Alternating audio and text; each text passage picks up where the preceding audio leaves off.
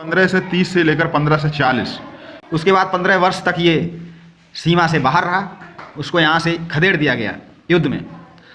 फिर 15 से 55 में वापस आया, 15 से 56 तक शासन रहा उसका, और 15 से 56 में ही जो शेरे मंडल पुस्तकालय था उसकी सीढ़ियों से उतर रहा था और लड़खड़ाकर गिर गया और उसकी मृत्यु हो गई।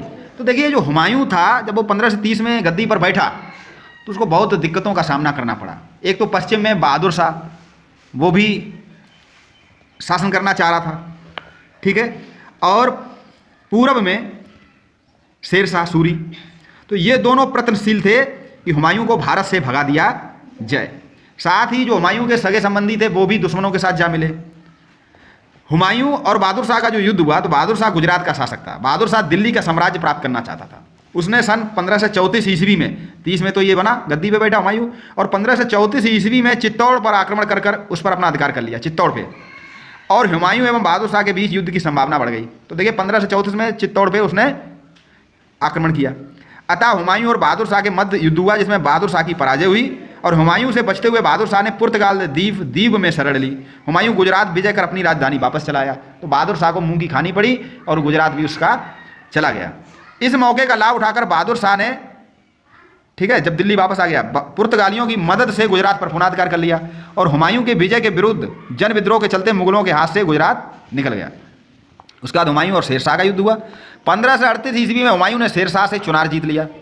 तत्पश्चात शेरशाह ने गौड़ पर विजय प्राप्त की और बंगाल पर अधिकार कर लिया।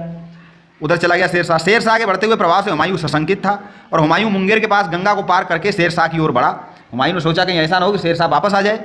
तो 1539 में चौसा नामक स्थान पर हुमायूं तथा शेरशाह के मध्य भीषण युद्ध हुआ और युद्ध में परास्त हुमायूं ने किसी तरह अपनी जान बचाई और चौसा के युद्ध में हुमायूं हार गया। अपनी पराजय का बदला लेने के लिए हुमायूं ने अपनी सेना के साथ कन्नौज, जो अपना जनपद है, नामक स्थान पर शेरशाह से मुकाबला किया। इस युद्ध में भी हुमायूं की पराजय हुई और शेरशाह ने आगरा और दिल्ली पर अपना अधिकार कर लिया। कभी कभी क्या होता कि आदि छोड़ पूरी को पावे, पूरी मिले ना आदि धावे। तो कभी कभी ज़्यादा के चक्कर में हमारे पास जो थोड़ा होता वो भी चला। तो हुमायूं से दिल्ली और आगरा भी चला गया और शेरशाह सूरी भारत का शासक बन गया। हुमायूं सिंध होते हुए फारस चला गया। उसके बाद 1555 में उसने पुनः वापसी की। फारस के शासक इधर शेरशाह द्वारा स्थापित साम्राज्य, शेरशाह की जब मृत्यु हुई तो कमजोर होता चला गया शेरशाह का शासन और हुमायूं वापस दिल्ली आया और फारस के शासक की मदद से हुमायूं ने कंधार, पंजाब, आगरा और दिल्ली पर कब्जा कर लिया। हुमायूं ने दिल्ली में एक मदरसा तथा ग्वालियर में तरासे हुए पत्थरों का किला बनवाया।